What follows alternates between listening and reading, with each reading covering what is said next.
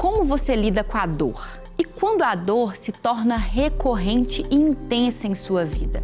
E como você trata dores invisíveis? A biomédica Cristiele Bezerra viu sonhos e expectativas serem totalmente alterados em sua vida ao receber um diagnóstico de neuralgia do trigêmeo. Quais as consequências desse diagnóstico? Quais os caminhos para lidar com a dor? É o que você vai ver no programa Você é um Bom Motivo para Viver, que começa agora.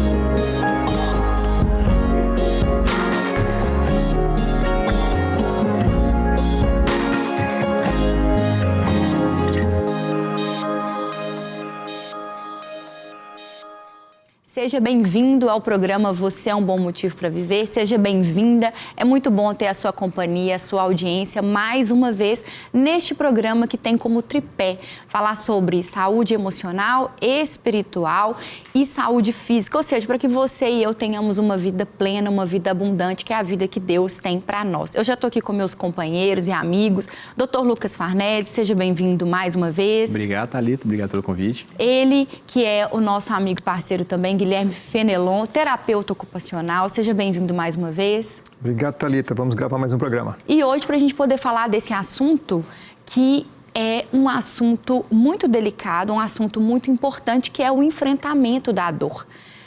Para começar o nosso assunto de hoje, o nosso tema de hoje, eu quero convidar a Cristiele para poder participar, compartilhando um pouco da história dela. Minha vida, antes da neuralgia do trigêmeo, era extremamente agitada. A neuralgia do trigêmeo em mim começou, ela é uma doença que ainda, por ser nova, a gente não sabe muito sobre ela. Se ela é uma doença genética, se ela é uma doença que tem uma causa específica. Um dia eu acordei pela manhã e fui escovar os dentes. Na hora que eu abri a boca, estalou, tipo assim, deu um estalo muito forte, muito alto. E meu ouvido ficou tipo tampado. E assim, a dor é como um choque mesmo, é um choque. E durou, assim, segundos. Mas foi tão intenso que depois eu fiquei até zonza.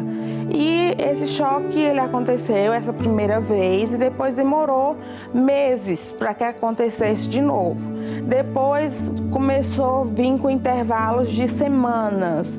Depois acontecia que na semana eu já estava tendo 2 crises. E aí fiz vários exames de novo, fui submetida a exame que realmente me machucaram, me magoaram, chegaram a dizer que era uma somatização, que era uma coisa da minha cabeça, essa dor, que não existia essa dor porque não aparecia. É uma doença que não aparece, muitas vezes não aparece nos exames de imagem. E eu fiz todos os exames de imagem, no meu caso não apareceu. Então é muito complicado você dizer que tem uma dor, sendo que o médico não acredita em você porque ele está vendo os exames, não tem nada e você está queixando de uma dor. Doutor Lucas, o que é a neuralgia do trigêmeo? O trigêmeo, ele é um nervo que é responsável por toda a sensibilidade da parte da cabeça. Então, ele que traz a dor, a temperatura, a sensibilidade tátil, ele quem traz essa sensibilidade, essa informação para o cérebro. A neuralgia do trigêmeo é quando, por algum motivo, o nervo começa a ficar hiperestimulado e a sensação de dor começa a ser transmitida sem nada estar acontecendo. Então, de repente, começa a sentir dor em uma região do cérebro, uma região da face, perdão, e aquilo sem motivo, sem nada, sem ter batido nada, sem nenhuma agressão, e uma dor forte, uma dor lacinante, que às vezes vem em crise e para. E, do jeito que ela falou, e às vezes aumentando a intensidade, em determinadas pessoas, numa intensidade que às vezes compromete toda a funcionalidade da pessoa. A pessoa não consegue fazer mais nada de tanta frequência de dor que acontece. E tem alguma explicação genética, algum outro tipo de explicação ou não? A principal causa é arterial, né? Às vezes uma artéria passa ali perto do nervo e ela dilata e começa a estimular aquele nervo mesmo, né? Começa a ter a estimulação. Né? Pode ser processos tumorais, né? Pode ser outras causas, mas essa causa arterial ela é mais comum, ela é mais frequente. Ou seja, como no caso da Cristiele, que sem nenhum quadro genético, nada, nenhum parente, nada acontece. Não precisa ter um parente, não precisa ter acontecido nada. Não precisa cair, não precisa acontecer nada. Às vezes isso acontece, mais comum em mulher, mais comum em pessoas mais velhas, mas pode acometer qualquer sexo, em qualquer idade. E ela, muito nova, né, que ela falou, estava super ativa, vivendo um momento ótimo, estudando, trabalhando, agitada, animada ali, de repente enfrentou uma doença que não é nem tão comum em pessoas da idade dela, como aconteceu, né? Sim. Vamos ver quais foram os primeiros passos após o diagnóstico. Eu tive o diagnóstico em 2018. A primeira cirurgia foi no final de 2018. O objetivo dessa cirurgia é justamente isso, encapar esse nervo.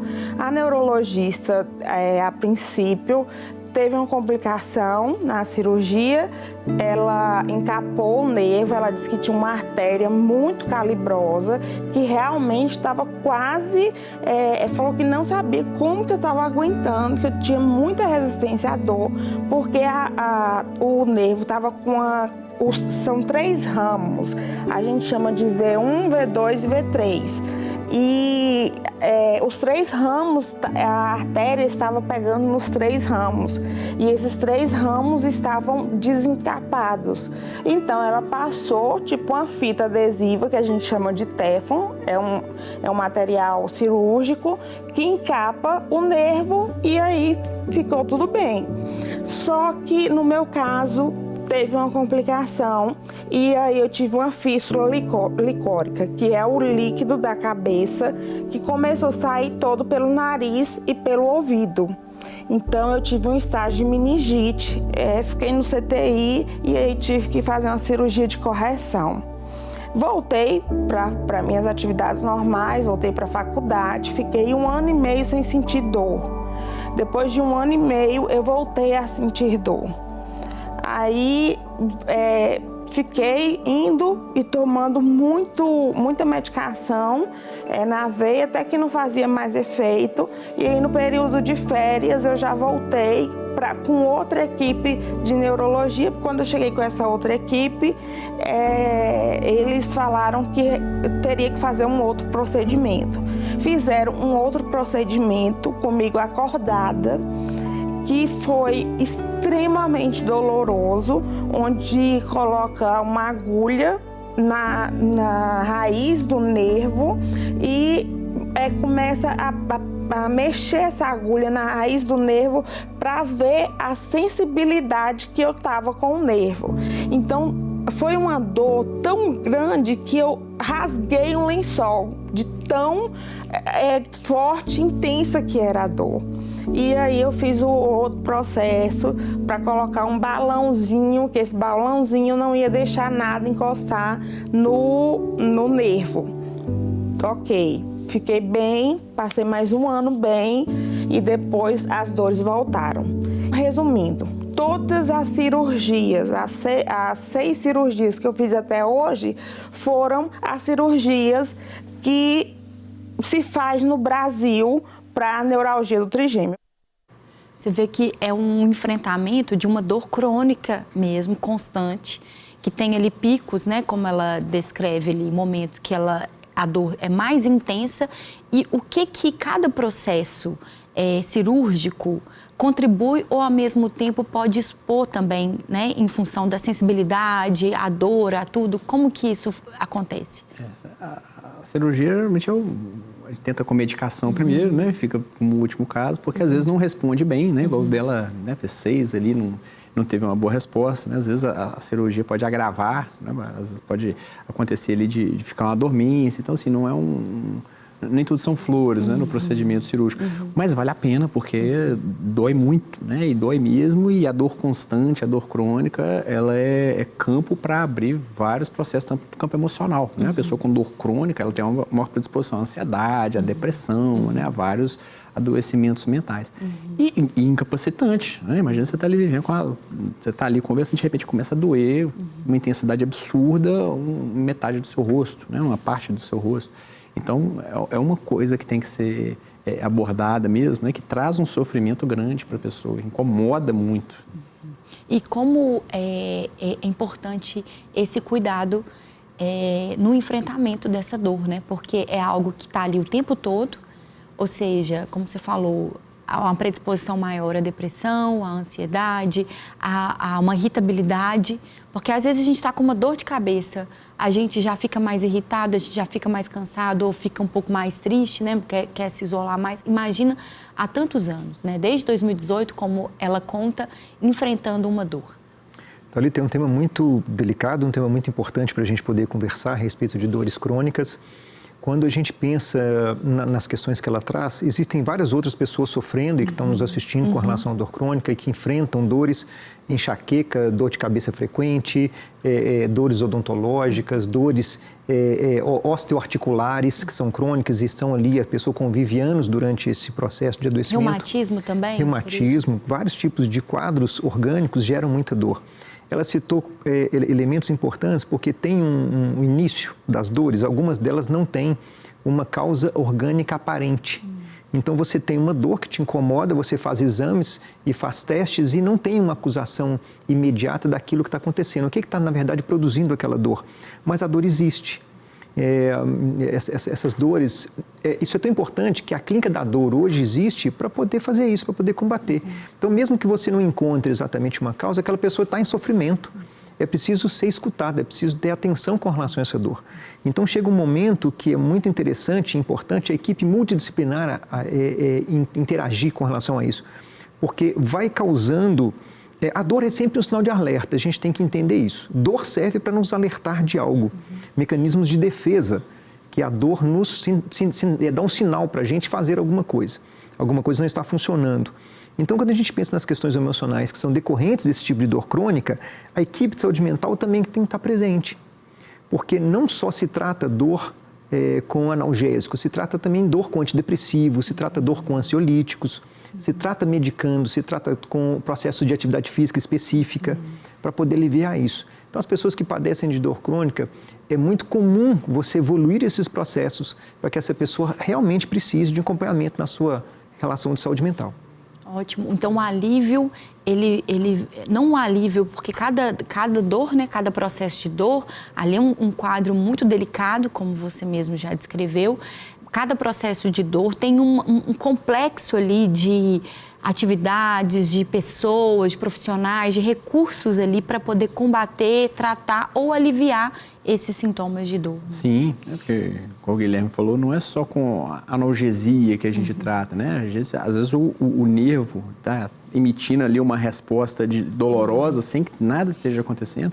E tem antidepressivos, né? Anticonvulsivantes que atuam ali naquele nervo, né? E diminui a resposta de disparo. A gente, às vezes, tem quadros ali de fibromialgia ou de transtornos dolorosos persistentes que a gente entra ali com determinados medicamentos e a pessoa experimenta um alívio absurdo.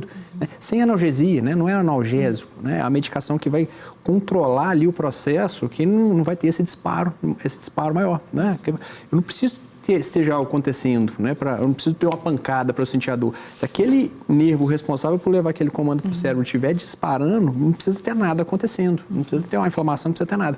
Aquilo, eu sinto a dor, né? Mesmo que nada esteja acontecendo. E é interessante porque a Cristiele ressaltou isso na fala dela, de ela estar sentindo uma dor, como você bem lembrou, milhares de pessoas no enfrentamento da dor, às vezes podem estar sentindo uma dor que no exame não mostra e que é uma dor invisível e que precisa ser tratada, precisa ser resolvida para trazer esse conforto, para trazer de volta a funcionalidade da pessoa.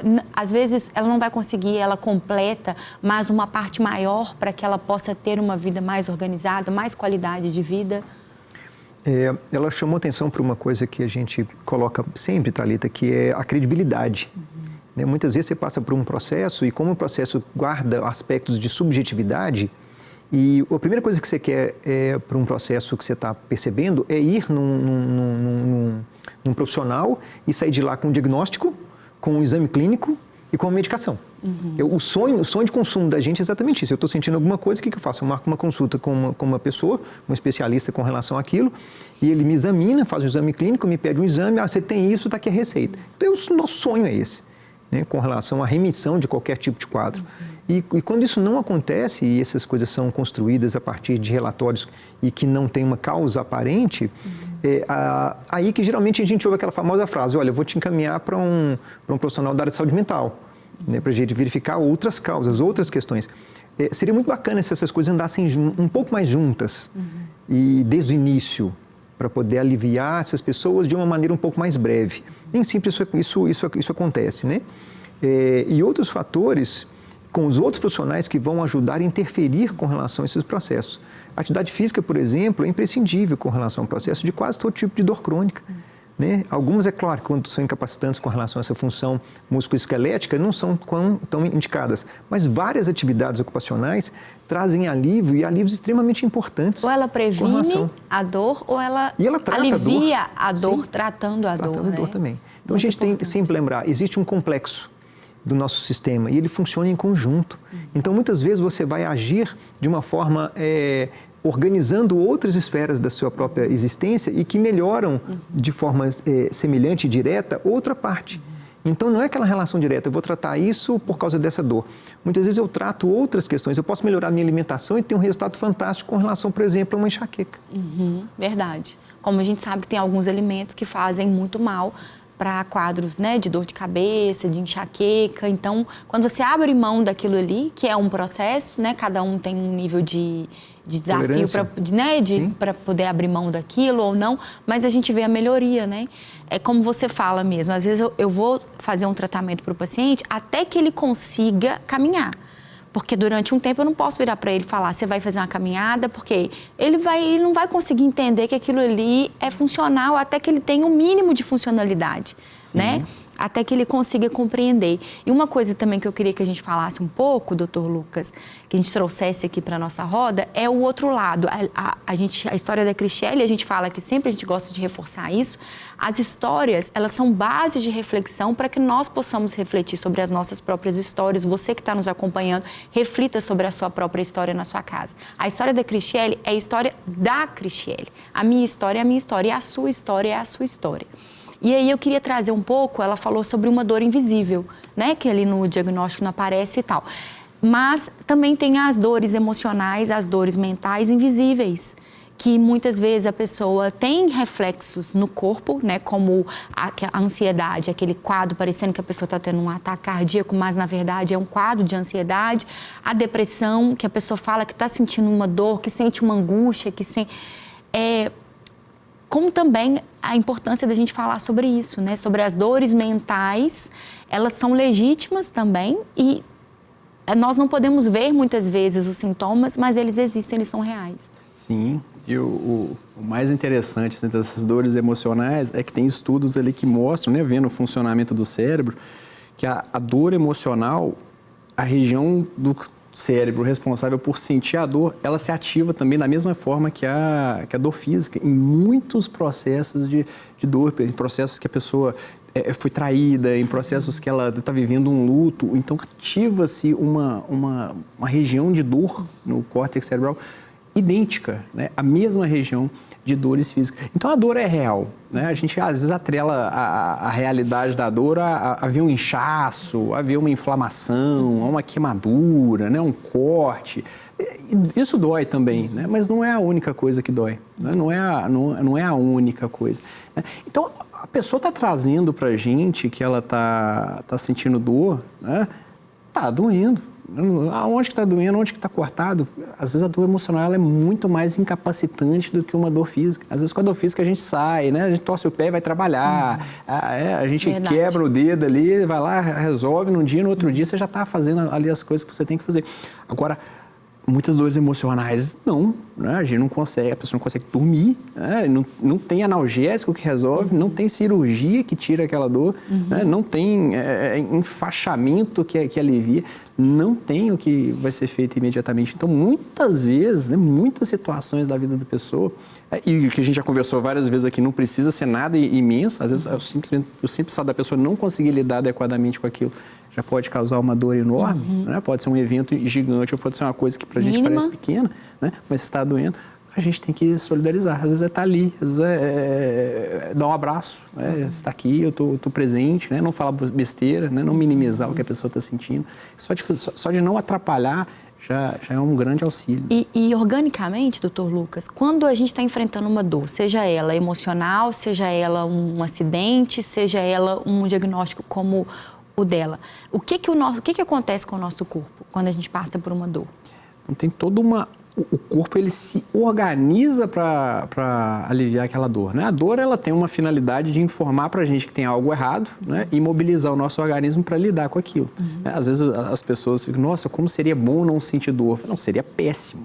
Seria péssimo, nosso organismo ia ser destruído, porque a gente ia perder essa informação, né? Algo ia entrar no nosso pé, a gente não ia sentir, que o pé ia inflamar, ia necrosar, ia infeccionar tudo e a gente não ia se dar conta. Então, a dor, ela tem um caráter informativo, né? Por mais que ela incomode. E quanto maior a dor, a gente presume que maior a agressão e mais urgente a gente tem que lidar com aquilo, né? Na questão emocional, idêntico. A questão emocional idêntica. Então, eu tenho uma informação de que algo não está sendo legal para mim, né? E o meu organismo começa a se mobilizar para lidar com aquilo. A questão emocional, né? A questão é, às vezes, o organismo se mobiliza de uma forma mais intensa do que precisaria, né? Às vezes, ele fica mais incapacitado do que a gente esperaria, né? E isso a gente trata. Isso a gente trata. Porque eu estou recebendo ali uma informação, mas o que eu faço com ela? Como que eu lido com ela? Essa dor está me deixando de cama? Essa dor está me atrapalhando a dormir? Essa dor está me prejudicando meus relacionamentos? Está prejudicando meu casamento? O que eu estou fazendo com essa dor? Só que, ao mesmo tempo, um quadro de depressão persistente, de ansiedade ou uma dor crônica, seja ela qual for, também é o nosso corpo em estado de alerta durante um tempo prolongado. Sim. Né?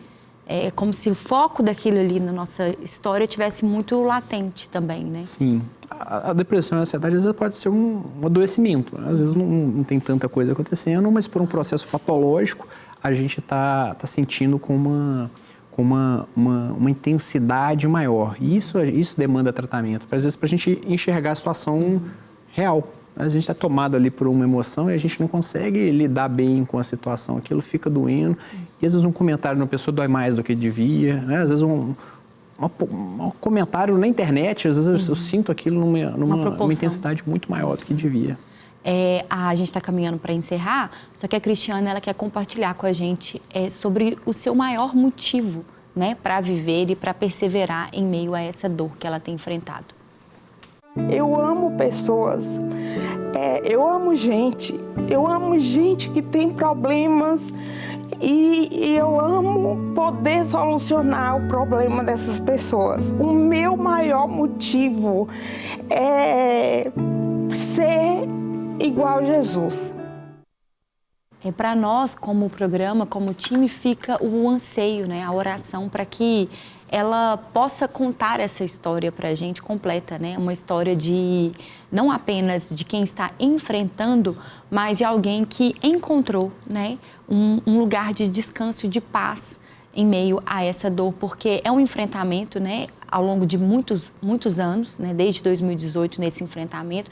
Então, Cristiele, receba a nossa oração, né, o nosso carinho e o nosso anseio para que você receba uma porção maior de graça, de cura, de restauração e de renovo da parte de Deus. E não só para a Cristiele, mas para todas as pessoas que estão nos assistindo agora, né? Que busquem os meios naturais, os meios possíveis para enfrentar. Gostei muito da forma como você colocou sobre isso, de uma forma multidisciplinar, todo o apoio, todo o suporte. A gente sabe que a gente tem vias para isso, não apenas na rede particular, mas também na pública, e temos caminhos, né, até mesmo de apoios filantrópicos também, suporte para isso, para que todas as pessoas encontrem essa ajuda e que se lembrem sempre também que somos um tripé, né? Corpo, alma e espírito, que você possa receber em Deus uma porção maior de graça, de força, de renovo e de paz. Esse é o nosso desejo e a nossa oração. Eu tenho certeza que eu compartilho disso com os meus colegas. Afinal de contas, nós reconhecemos, cremos e declaramos sobre você. Você é um bom motivo para viver. Até o próximo programa, se Deus quiser. Obrigada, Guilherme. Obrigada, Thalita. Dr. Lucas. Obrigado, Thalita.